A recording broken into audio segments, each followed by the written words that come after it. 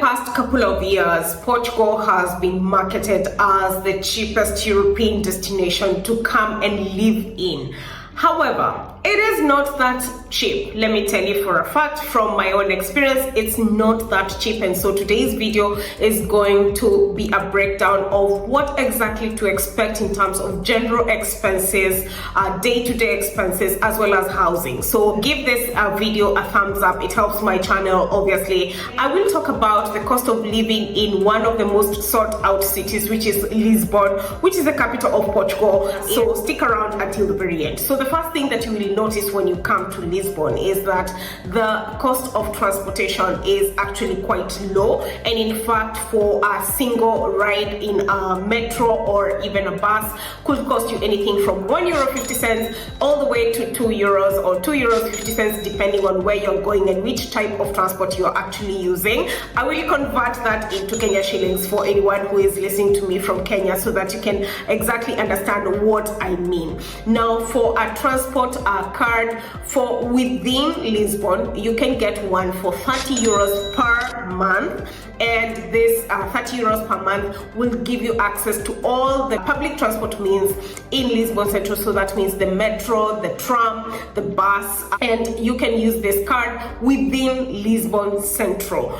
And however, I would recommend for you to get the €40 monthly pass that gives you access to Lisbon Central as well as the metropolitan areas. So that is Setúbal, Sintra, Cascais. If you want to go outside of Lisbon, you can use the same pass for €40 per month, and gives you access to all public transport means. Once again, whether you want to use a bus, the metro, the train, the ferry, and so on and so forth. So this is the most recommended, the best card I can recommend to anyone who is listening to this.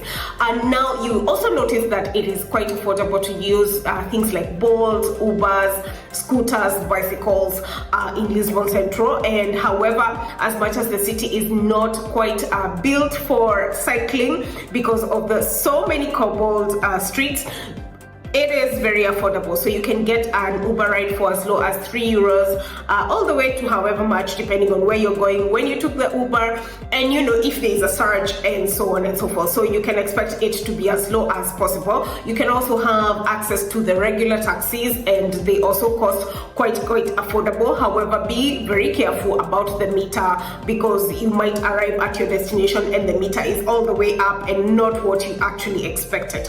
Now the biggest cost in Lisbon is going to be housing.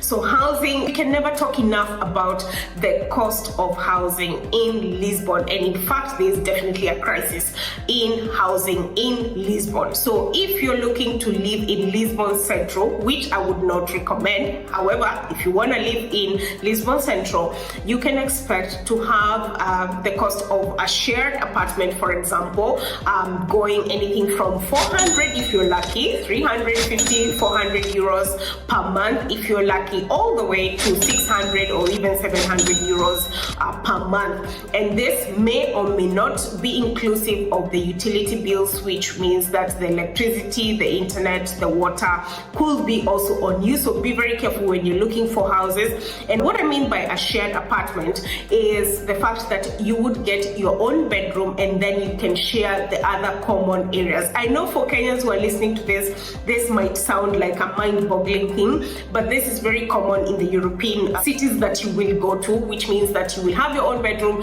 and you can share the kitchen as well as maybe the living area and the bathrooms and so on and so forth. So for Lisbon Central, you can expect this cost to be €400 all the way to 600 or 800 depending on where you want to live, the type of house, the area you want to live in as well. So you can expect that cost to be as high as that. However, if you want like a one-bedroom house, if you're lucky enough, you will get one maybe for €800 all the way to 1,200 or 1,500 depending on, again, where you want to live and the type of house and the requirements of the landlord and so on and so forth. So that's a prices on its own. So I do recommend to actually live away from Lisbon.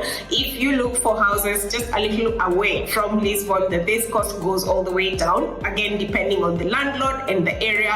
So you can check on legit websites and see the cost of living in whatever the other area. And this is what I would recommend, because you can use the transport card, the 40 euro transport card, to commute between Lisbon and these areas which are actually outside of Lisbon. So this cuts your cost significantly. Now, another major cost that you might think about is the utilities. So depending on how much you use, and one thing that you will notice is that Portuguese houses are rarely insulated. So unless you're very lucky, you will not find a Portuguese house with insulation, which means that during the winter months and the summer months, you might want to use a heater or a fan, and so this could drive your electricity bill all the way up. So you can expect your electricity bill, if you don't use a heater or a fan, then you can expect it to be maybe 30 euros or thereabouts. But if you use one, then it could go all the way up to 50, 100, depending on your utility as well. The other thing that you would expect is the internet as well as the phone bill. Most of the companies here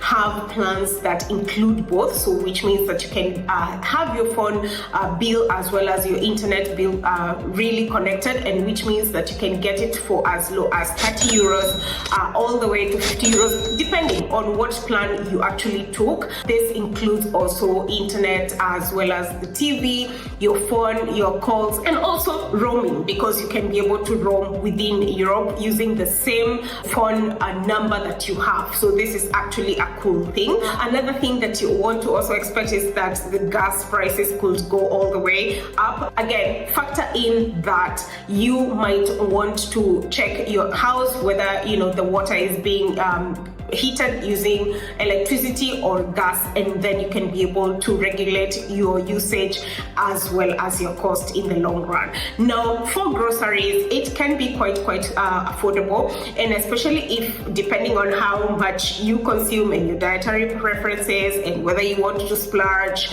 and whether you want to go eat out all the time, that is dependent on you. However, for groceries on a typical non-expensive or rather affordable supermarkets, which is Pingo Dos, you can find yourself going for anything between 40 euros per week all the way to 100 euros per week. It also depends on how many people you are in your household and whether you like to eat premium stuff or you want to cut down your cost. I will tell you for free that it is not as cheap nowadays because the taxes are all the way up, and so you can expect, however, to have that cost right now between 40 euros to 50 euros per week all the way to 100 euros per week for groceries.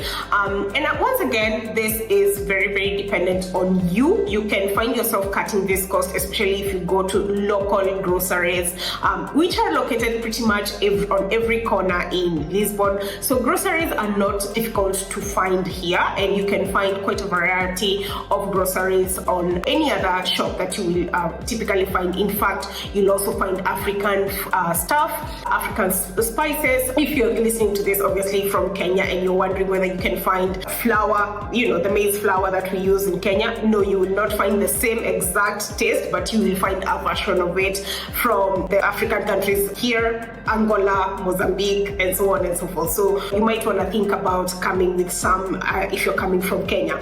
Now, another thing that you definitely want to think about is leisure, or if you want to eat out. I will tell you for a fact, if you want to eat out, there's what we call prato do dia, which is the menu of the day in some restaurants, which goes for something like 7 euros all the way to 10 euros. However, if you want to eat out in another place, a posh place, or sit down, it could go all the way from 15 euros to 20 euros or 30 euros. A coffee could cost anything from 0.5 euros, which is 50 cents rather, all the way to 3 euros, depending on where you actually buy it from. If you want to go for things like museums, on the first Sunday of the month, museums are usually for free, especially in places like Belém, and you can easily go and have your leisure time there for free. If you want to go on any other day, it could cost from 5 euros to 10 euros, which is quite an affordable cost, honestly speaking. If you also want to go out and have some parties, you can find night outs going for things like 5 euros, depending on where you're going, again, all the way up to however much you want to spend. That is up to you.